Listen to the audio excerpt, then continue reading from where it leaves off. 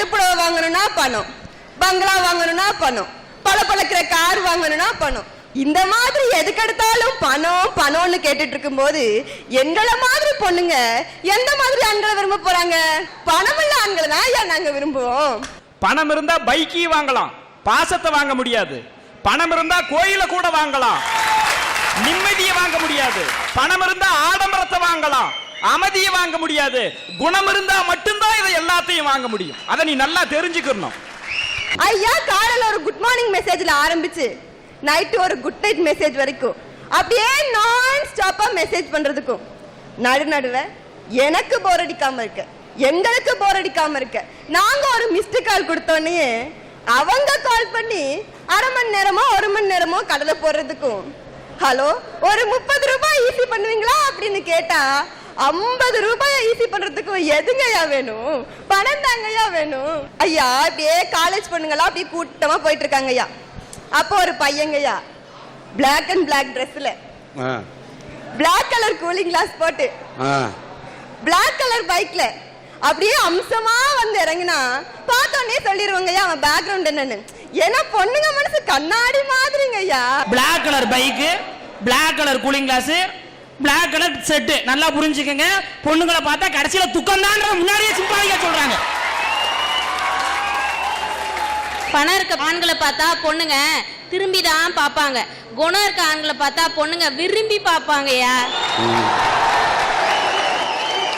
சண்டை ஆச்சுன்னா அப்படியே பைக் எடுத்துட்டு பார்க்கு பீச் இப்படியே சுத்தணும்னு சொன்னா பைக்குக்கு பெட்ரோல் போட கூட காசு தாங்கய்யா வேணும். ஐயா எனக்கு பெட்ரோல் பிளஸ்மா பாத்தீங்கன்னா கிடுக்கிடுன்னு ஏறிக்கிட்டே போகுதுங்கய்யா. நான் கேக்குறேன், இதே பெட்ரோல் இல்லையும் பாகிஸ்தான்ல மட்டும் ஏறல?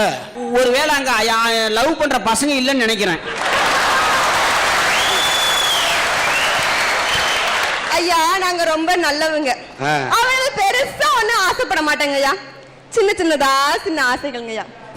சின்னதா ஒரு பங்களா, பளபளன்னு ஒரு ஏசி காரு, மாசத்துக்கு ஒரு தடவை பியூட்டி பார்லருங்கய்யா, வாரத்துக்கு 2 சினிமா, வாரத்துல ஒரு தடவை ஒரு பெரிய புடவை கடையில 4000க்கோ 5000க்கோ 4000க்கோ 5000க்கோ நச்சுன்னு ஒரு சுடிதார், அதுக்கு மேட்சிங்கா தோடு வளையல் போட்டுக்க விதவிதமா செருப்பு.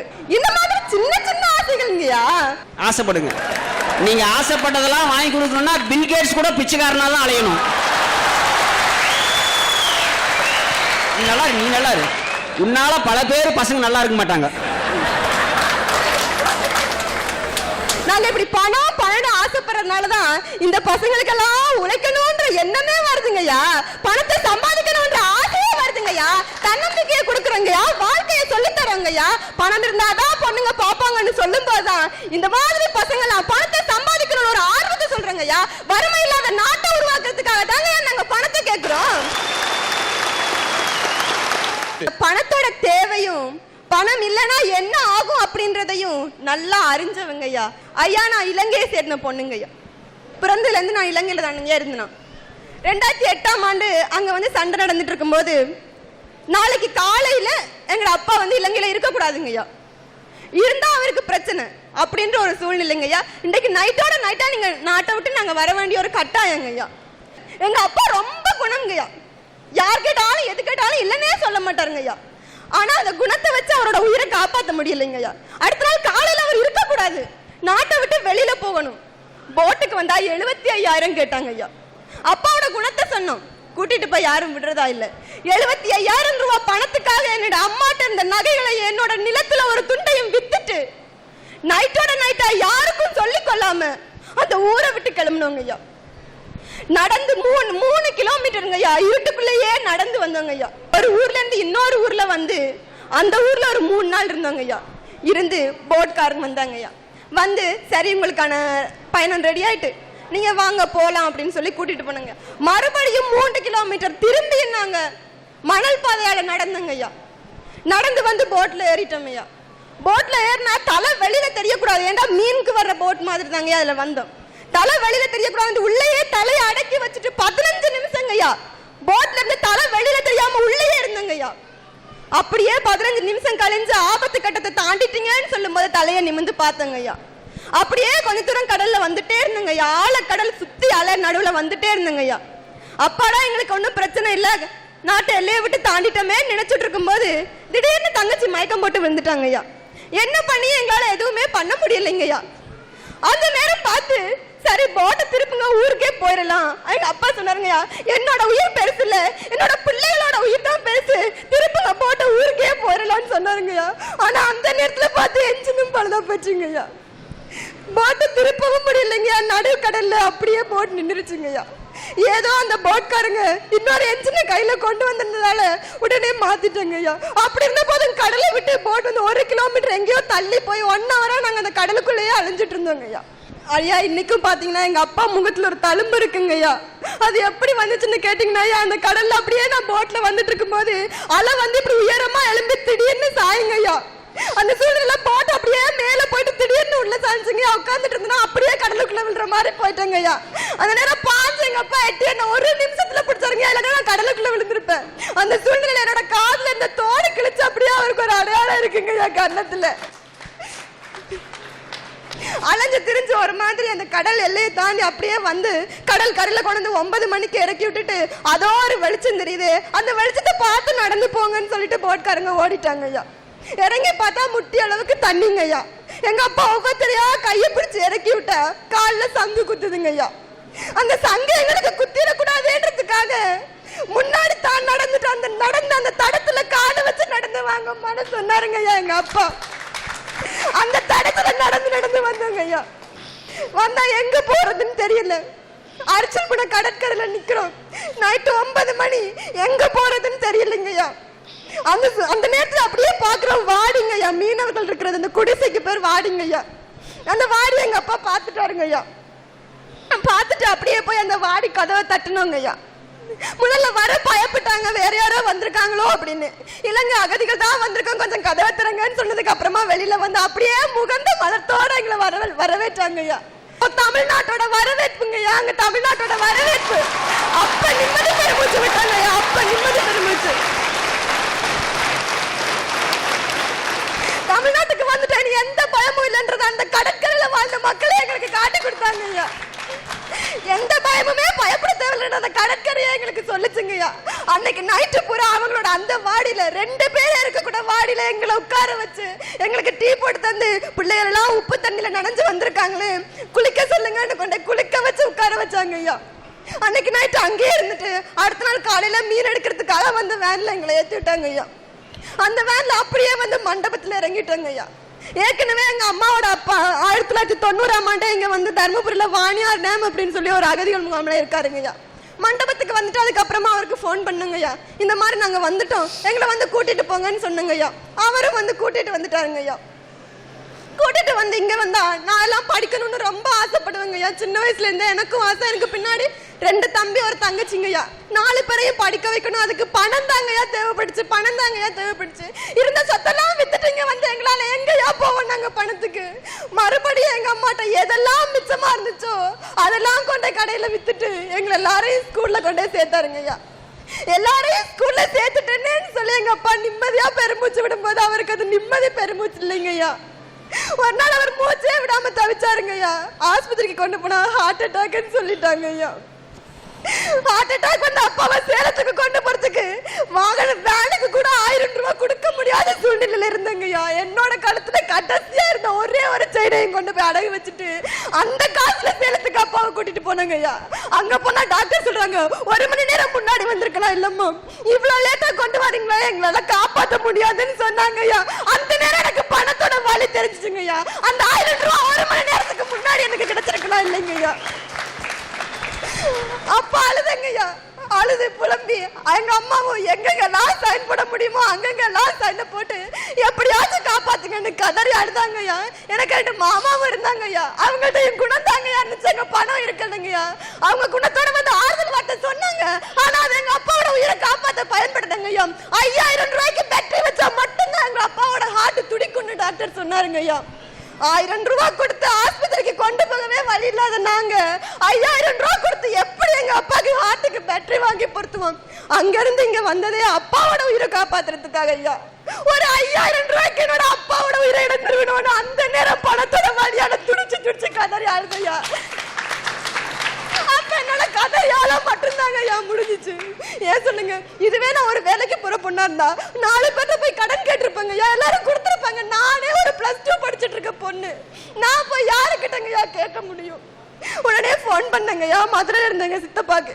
சித்தப்பா இப்படி அப்பாக்கு அவசரமா 5000 கேட்டுறாங்க. இல்ல நான் ஹார்ட்டே துடிக்காதுன்னு சொல்லிட்டேங்கய்யா. அவர் அங்க இருந்து இங்க வர்றதுனா ரொம்ப நேரம் ஆகும்னு சொல்லி சேலத்துல இருந்த இன்னொரு சித்தப்பாக்கு போன் பண்ணி 5000 அவசரமா கொண்டு வந்து கட்டினாங்கய்யா. அப்படி கட்டித்தாங்கய்யா எங்க அப்பாவோட ஹார்ட் துடிச்சிச்சு. இந்த மாதிரி சூழ்நிலை இருக்கும் போதுங்கய்யா எப்படிங்கய்யா எனக்கு பணத்தை பத்தி தெரியாம இருக்கும்? இன்னைக்கும் நான் இந்த மேடையில இங்க நின்று பேசிட்டு இருக்கேன்யா. ஆனா எங்க அப்பா எங்கேயோ ஒரு மூலையில கண்ணுல கண்ணீரோட கை தட்டிட்டு இருப்பாருங்கய்யா. நான் இன்னைக்கு இந்த மேடையில நின்று பேசுறதுக்காக அவர் பட்ட பாடு கொஞ்சம் நெஞ்சங்க. எல்லாம் ஹார்ட் பேஷண்ட் ஆகி ஒரே மாசம் தான் வீட்டுல இருந்தாருங்கய்யா. சாமியோட உச்ச கட்டத்துக்கு போயிட்டு வந்து ஒரே மாசம் தாங்கய்யா வீட்டுல இருந்தாரு. ஒரு நாள் ஸ்கூல் போலான்னு கிளம்பிட்டு இருக்கேன், எனக்கு முன்னாடி அவர் கிளம்பி நிக்கிறாரு. எங்கப்பா இவ்வளவு காலையிலேயே கிளம்பி நிக்கிறீங்களே அப்படின்னு கேட்டேன். நான் வேலைக்கு போறேம்மான்னு சொன்னாரு. என்னப்பா சொல்றீங்க, 1 மாசம் கூட ஆகலையே வேலைக்கு போறேன்னு சொல்றீங்களே, என்னப்பா இது அப்படின்னு கேட்டேன். 1 மாசம் நான் படுத்திருந்ததுக்கே எங்க வீடு இப்படி ஆயிடுச்சு, இன்னும் நான் படுத்திருந்தா உனக்கு காலேஜுக்கு யாருமா ஃபீஸ் கட்டுவா, எங்க வீட்டுல அடுப்பு எப்படிமா எரியும்னு சொல்லிட்டு அன்னையில இருந்து இன்னைக்கு வரைக்கும் வேலைக்கு போய் உழைச்சிட்டு இருக்காருங்க ஐயா. ஒரு நாளைக்கு 250 ரூபாய் சம்பளத்துக்காக கையில பெயிண்ட் வாளியோட ஒவ்வொரு வாகனத்துக்கு கீழே எங்க அப்பா படுத்திருக்கும் போதுதாங்க எனக்கு பணத்தோட அருமை தெரியுது. அந்த பணம் இல்லாட்டி என்ன நடக்கும்ன்ற வழியும் புரியுதுங்கய்யா. இப்ப கூட டாக்டர் போன வாரம் கூட ஹார்ட்டோட நிலைமை ரொம்ப மோசமாயிடுச்சு, சர்ஜரி பண்ணிக்கோங்கன்னு சொன்னாரோ. எங்க அப்பா எங்க கிட்ட சொல்லலைங்கய்யா, எங்க அம்மா கிட்ட வந்து சொல்றாருங்கய்யா, சர்ஜரி பண்ணும்போது எனக்கு ஏதாவது ஆச்சுன்னா பிள்ளைகளை யார் பாப்பா, நான் இப்ப அவங்களுக்கு என்ன வச்சிருக்கேன், அதனால என்னால மாத்திரை போட்டுட்டு 1 வருஷமோ 2 வருஷமோ எத்தனை வருஷம் இருக்க முடியுமோ அத்தனை சேர்ந்து என் பிள்ளைகளை குழைச்சு கொடுக்குறேன்னு சொல்லிட்டு இன்னைக்கு வேலைக்கு போயிட்டு இருக்காருங்கய்யா. அந்த மாதிரி பணத்துக்காக ஓடி ஓடி உழைச்சிட்டு இருக்க, பணத்தோட தேடலையும் தேவையும் புரிஞ்சுக்கிட்டு அப்பா இருக்கிற குடும்பத்துல வந்து பொண்ணு நான் சொல்றேங்கய்யா, அன்றைய காலத்துல பணம் தாங்கய்யா பெருசு, பணம் தாங்கய்யா.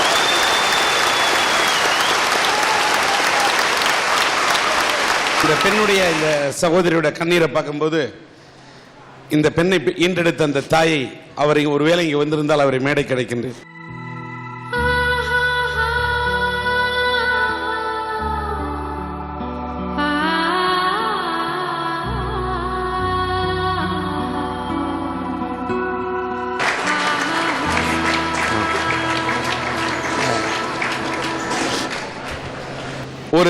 ஒரு புண்ணான தமிழனை, ஒரு புண்பட்ட தமிழனை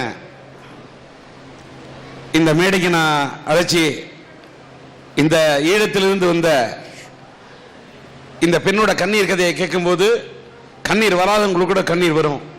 இருண்டு போன அவங்களுடைய வாழ்க்கையில இன்னைக்கு ஒரு சின்ன ஆறுதலாக இருக்க வேண்டும் என்று சன் டிவியுடைய அரட்டை அரங்கமும் SRM பல்கலைக்கழகமும் இணைந்து இவருடைய மருத்துவ செலவுக்காக முதற்கட்டமாக இந்த 10,000 ரூபாய்க்கான காசோலையை இந்த மேடையில் அறிவிக்கின்றோம்.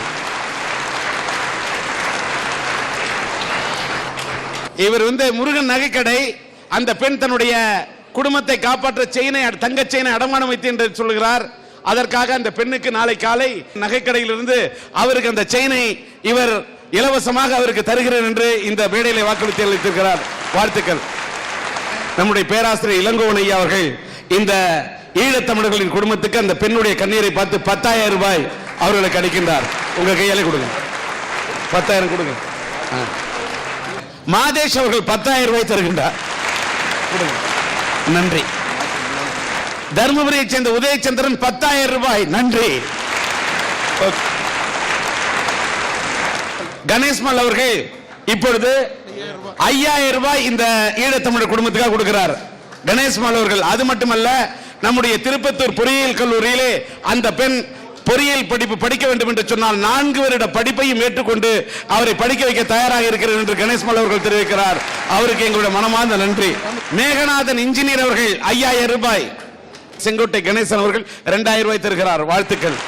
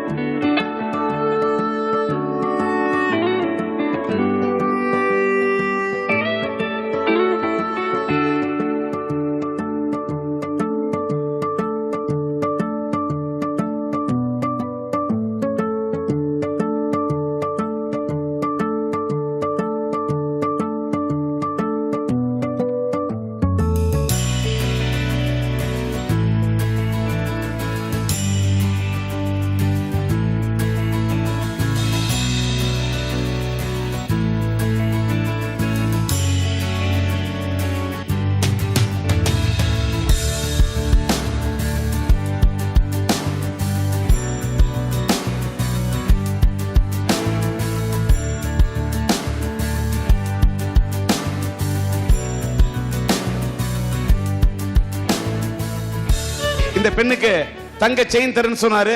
சொன்ன வார்த்தையை மேடையில் நாளை காலையில் தரேன்னு சொன்னதை இப்பயே கொண்டு வந்துட்டாரு. 5 கிராம் உள்ள இந்த தங்க செயினை இந்த நல்ல மனம் படைத்த தங்க மனம் படைத்தவர் கொடுக்க உன் கையால கொடுத்தாயே. உன் பேர் நான் வாழ்க வளர்க. சன் டிவியினுடைய அரட்டை ரங்கத்தை கண்ணுற்ற நேயர்கள், அன்பு நேயர்கள், நல்ல இதயம் படைத்தவர்கள், தர்ம குணம் படைத்தவர்கள் கொடுத்தது 60,500.